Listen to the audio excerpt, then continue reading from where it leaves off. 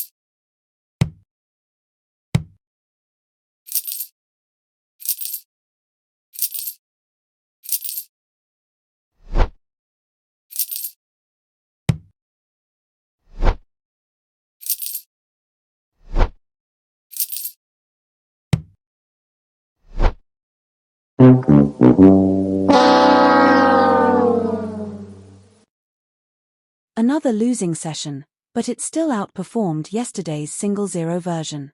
However, it did not beat the single zero test last year. Don't trust the first, second, or even third test as authoritative. I ran the routine statistical tests on the results. The average number of spins before we got a hit was 1.9 with a standard deviation of 1.1. That means, excluding pushes, it takes about 4 spins to get a win 65% of the time, and excluding pushes, 5 spins to get a win 95% at the time. There were 8 repeaters: 1, 10, 13, 15, 17, 19, 20, and 33 each doubled up. The hot numbers were 19 with 7 hits, 15 with 6 hits and 17, 31, and 33 with 5 hits each.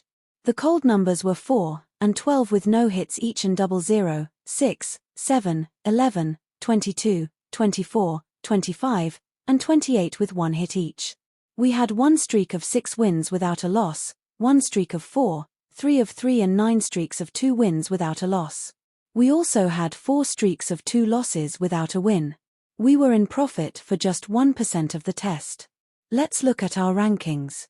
We find the American version of Dammfino at 60th out of 117 on raw winnings or losses, and 85th on % increased or decreased. More detailed information about the data, including hit counts, statistics, and streak information, can be found in the spin data for this test. A link is in the description. Keep in mind that casinos don't exist to make you rich. In fact, they exist to drain from your wallet whatever you allow them to take. Never take gambling advice at face value. Test any strategy that you plan to play on a free online game and read as many critiques about the strategy that you can find.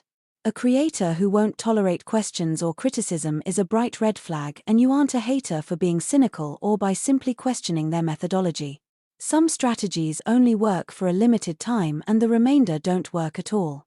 Adjust your risk and loss tolerance accordingly and be cautious with regard to the advice that you accept. Good luck until the next time.